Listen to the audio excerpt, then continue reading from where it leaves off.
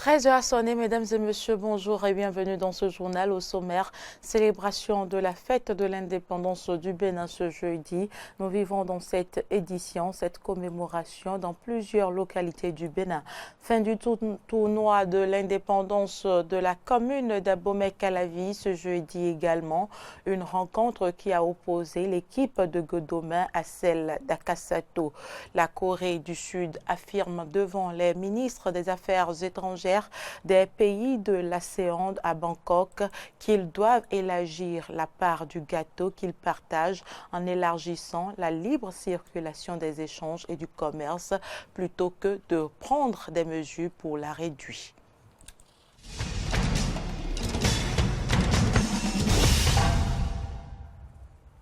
Merci de votre fidélité. Le boulevard des Armées à Cotonou a abrité ce jeudi matin les manifestations officielles de ce 1er août 2019, fête nationale du Bénin. Pour ce 59e anniversaire de l'indépendance du pays, 2300 hommes des différents corps de défense et de sécurité ont défilé devant le chef de l'État, les hautes personnalités et les citoyens. C'est un reportage signé Frédéric Espoir-Mabou et Fiacre Voidan. Ils étaient tous présents, députés, ministres, présidents d'institutions, corps diplomatiques et autres invités. Personne ne veut se faire compter ce grand rendez-vous du défilé officiel de ce 1er août 2019.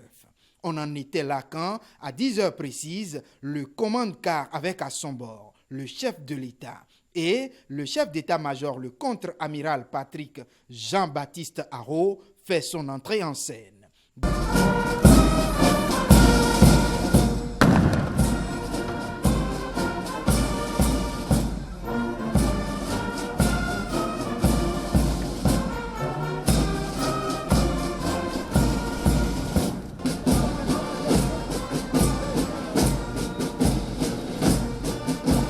Le défilé peut alors démarrer avec le passage du drapeau national et sa garde, le carré des officiers de défense et de sécurité, les anciens combattants, les élèves du lycée militaire, ceux du Prytanée militaire vont venir ensuite. Le peloton venant des différentes écoles. On aura aussi les détachements de la douane, des eaux, forêts et chasses, sans oublier la police républicaine. Les pelotons des forces aériennes, navales et enfin, le défilé pédestre va prendre fin avec le détachement des plus attendus, celui des paracommandos avec la marche princière.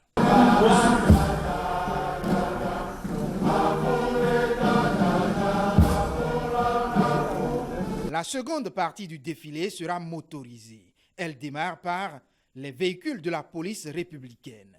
Viennent ensuite les engins des bataillons de train, ceux des bataillons d'intervention motorisés, puis les blindés, les véhicules du génie militaire et enfin, chrono en main, le défilé va prendre fin avec les véhicules des sapeurs-pompiers juste à 11h30, soit 1h30 de parade militaire. Ce défilé militaire et paramilitaire a enregistré l'absence des anciens présidents Nicéphore Dieudonné Soglo et Thomas Boniyahi, qui, nous le savons, est hors du territoire national. Les députés de la 8e législature, eux, y étaient habitués du Parlement comme nouveaux. Je vous propose de suivre ici leurs impressions à la fin de la cérémonie. 59 ans d'indépendance, 59 ans de parcours, 59 ans d'expérience. Nous avons connu des hauts et des bas.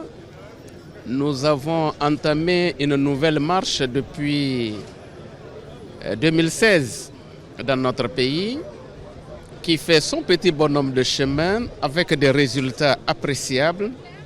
Nous espérons que l'ardeur prise va se poursuivre et que d'autres améliorations viendront sur d'autres terrains pour qu'il y ait plus de cohésion nationale, plus d'unité et plus d'inclusivité. Je suis resté admiratif d'abord du défilé.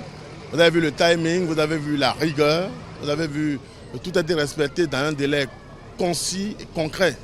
Je souhaite que cette logique de rigueur au niveau des militaires puisse se déteindre sur toute la société civile. Vous savez, il y a encore beaucoup de choses à faire. Nous avons encore des écoles où des enfants sont encore sous des manguiers. Mais beaucoup de choses ont été réalisées. Beaucoup de choses ont été réalisées. Des pas ont été effectués au niveau de l'assainissement, au niveau de l'agriculture, au niveau du système routier, au niveau de l'éducation, au niveau de l'emploi des jeunes. Vivement que nous maintenions le cap. Et le chef d'État, le président Talon, a mis une sorte de rigueur dans la poursuite des actions salvatrices pour le développement de notre pays. Vivement que la solidarité agissant de l'ensemble des populations de ce pays puisse se mettre en exergue pour qu'ensemble, debout comme un homme, on puisse relever les défis que nous avons pour notre pays. Bravo au président Patrice Talon, bravo. Et bravo à toutes les troupes qui ont défilé dans la gestion du temps. Time is money, comme les Américains le disent. Et ça, nous sommes en train d'apprendre cette leçon, nous, la jeunesse là. Et nous apprenons cette leçon-là chaque jour que de faire. Cette édition nous édifie encore une fois sur ce management, ce pouvoir de manager les humains du président Patrice Talon. Vous avez vu, très beau, très chaud et dans un temps très concis. 10h, 11h30, nous avons fini et puis nous pouvons passer à autre chose. C'est une leçon. Et là, les grands hommes, c'est comme ça que ça se distingue. Je lui dis bravo.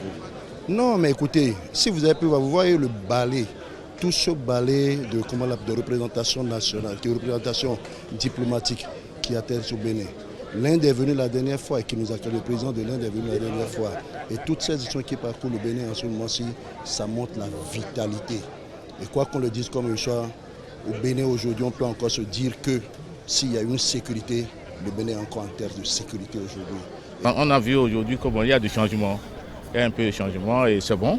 Je crois que les Béninois sont en fête et on ne peut pas quand même leur dire qu'aujourd'hui ce n'est pas ça.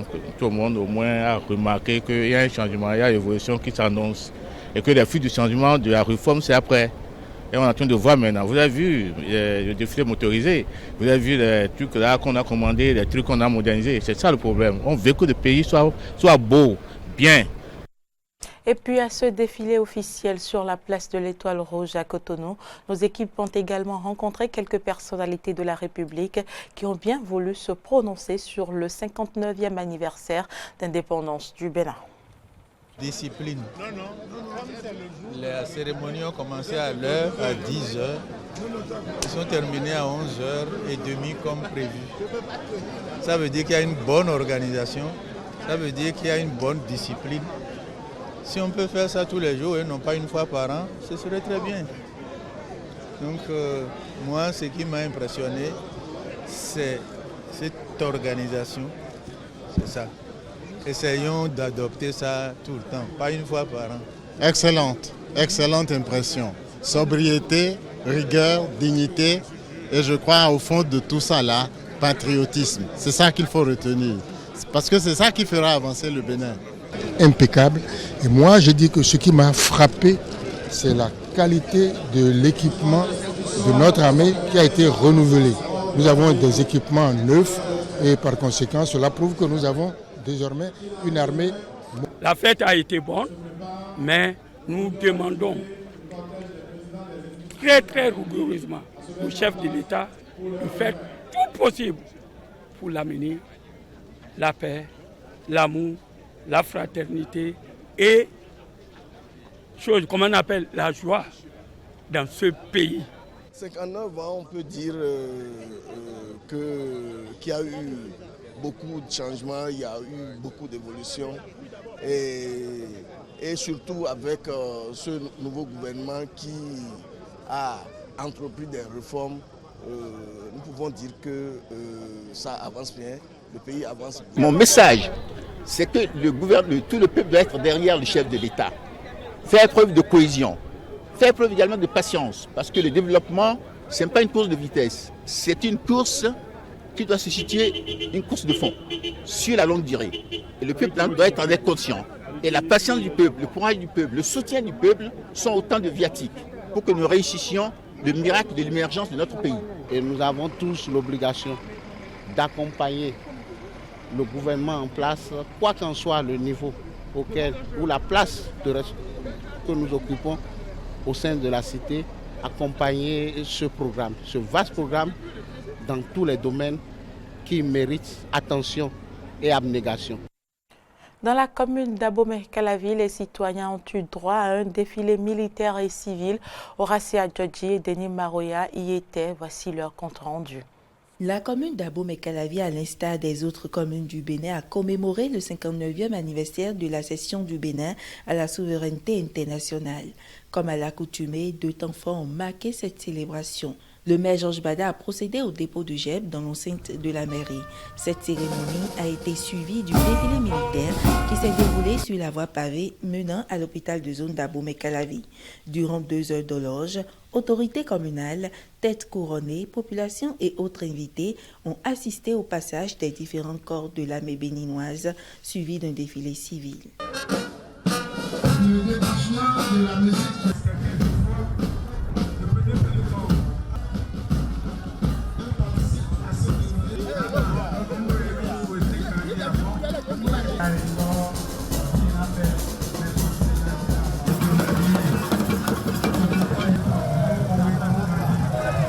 À la fin du défilé militaire et civil, le maire de la commune, Georges Bada, a adressé un message fort à ses administrés. Quel que soit le trajet que nous avons parcouru, nous ne devons pas être pessimistes.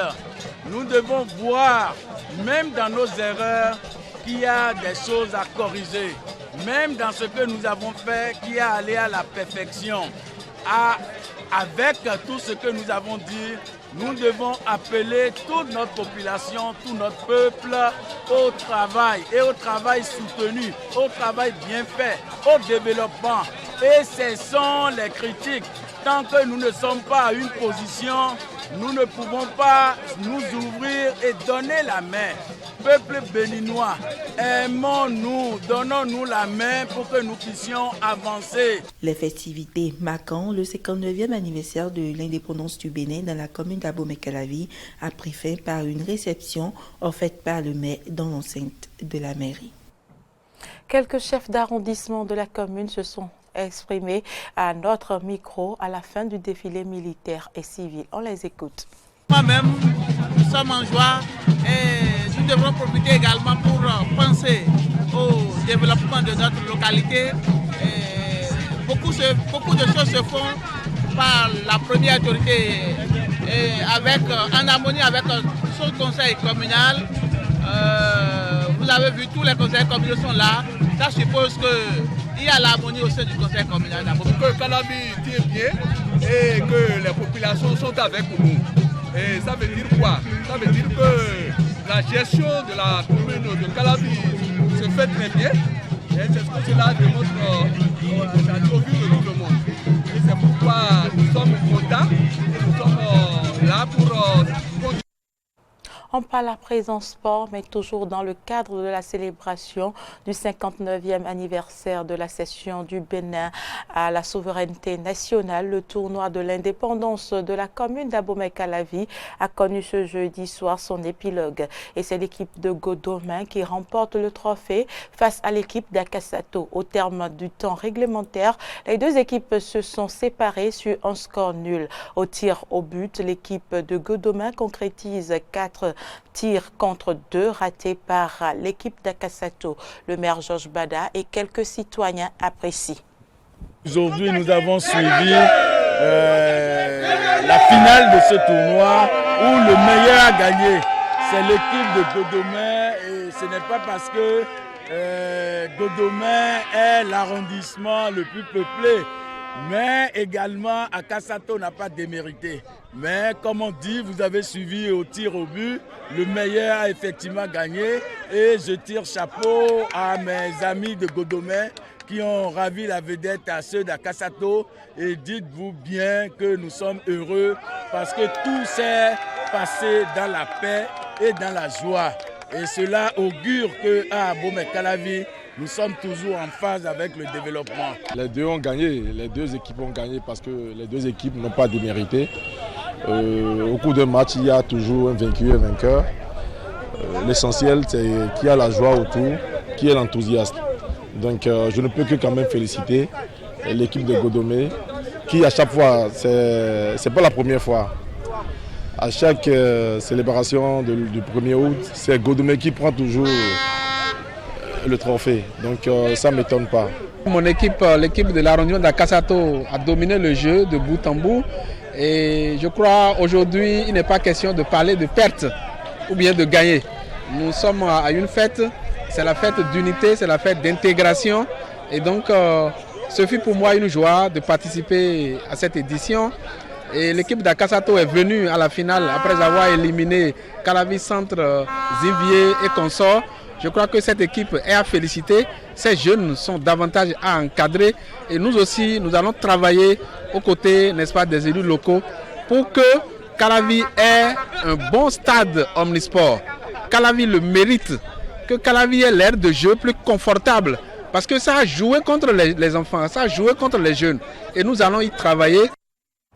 Dans le même registre, le préfet du Koufo en maillot avec les directeurs départementaux ont croisé les crampons avec les maires et d'autres élus communaux de Koufo. Christophe Megbedji a ainsi lancé les manifestations entrant dans le cadre du 59e anniversaire d'indépendance du Bénin dans le département du Koufo. Jonas Bochi pour le reportage. C'est un match de football entre les élus communaux et les membres de la conférence administrative départementale du Koufo qui a annoncé les couleurs de la fête du 1er août à Aplahoui. Pendant 90 minutes, directeurs départementaux, maires et préfets ont croisé les crampons sur le stade d'Azové sous le regard curieux des amoureux du Curon. Ce match de gala de football qui a opposé le personnel des structures décentralisées contre les structures déconcentrées. Et vous voyez, c'est notre équipe qui a gagné par 2-0. Et c'est un sentiment de joie qui annonce la bonne fête au niveau du département du Koufo. Et puisque le gouvernement a initié des projets et dans la dynamique de promouvoir le sport à la base. Et je pense que ce que nous venons de faire s'inscrit aussi dans cette dynamique. Habillés en maillot vert, les élus communaux ont été menés 2-0 à la première mi-temps par l'équipe du préfet Christophe Megbedji en maillot jaune. Après avoir donné ses impressions, le directeur départemental du sport du Koufo n'a pas manqué de situer le contexte de ce match de gala.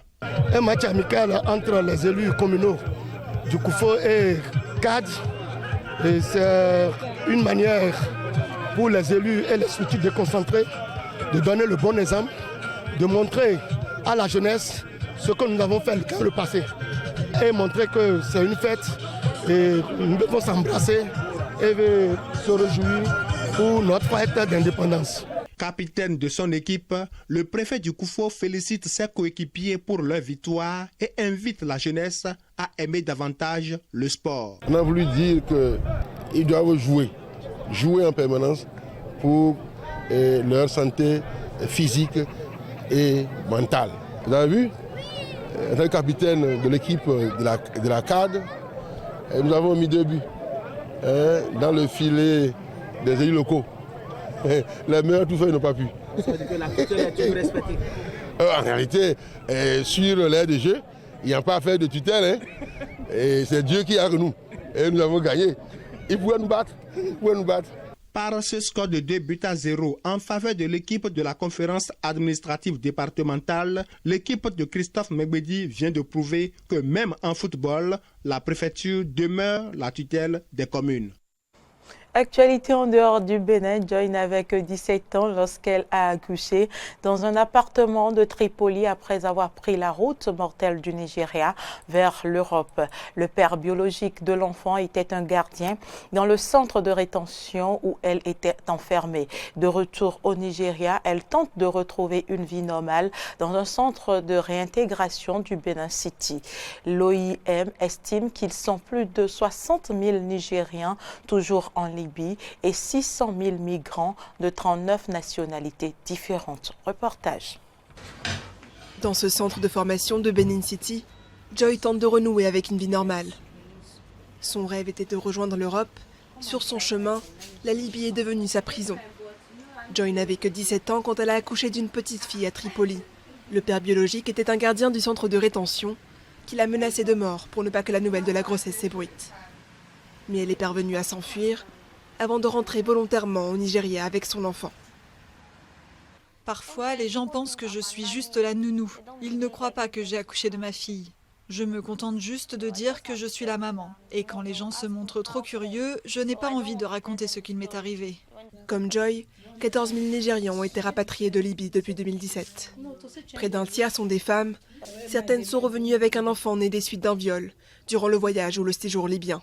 Faith a été victime d'abus de ses passeurs et des trafiquants, avant d'être revendue à un homme qui en a fait son esclave sexuelle et dont elle est tombée enceinte. Même quand ma grossesse était bien avancée, il continuait à coucher avec moi. Parce que si je lui disais non, il ne m'amenait pas à l'hôpital. Il ne faisait rien pour moi.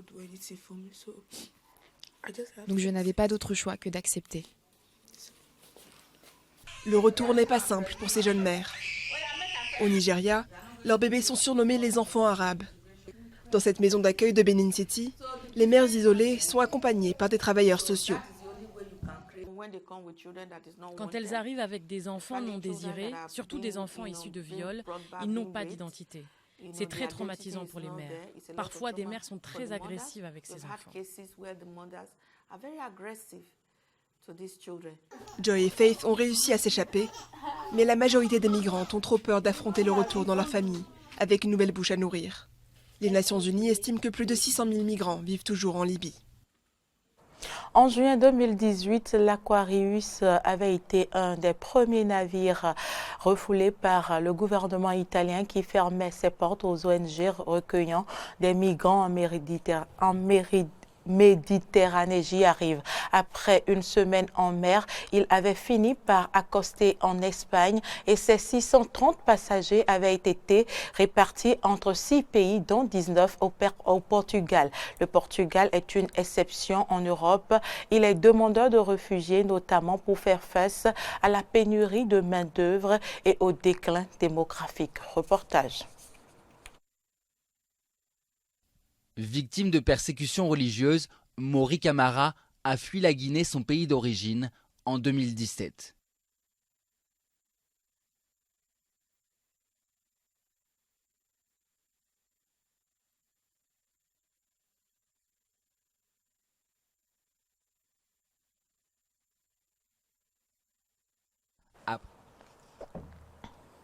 Toutes nos excuses par rapport à ce reportage qui n'est pas allé à son terme. La Corée du Sud affirme devant les ministres des Affaires étrangères des pays de l'ASEAN à Bangkok qu'ils doivent élargir la part du gâteau qu'ils partagent en élargissant la libre circulation des échanges et du commerce plutôt que de prendre des mesures pour la réduire. Cette déclaration intervient à la suite de la décision du Japon de durcir encore les restrictions commerciales envers la Corée du Sud, la rayant d'une liste d'États bénéficiant d'un traitement de faveur.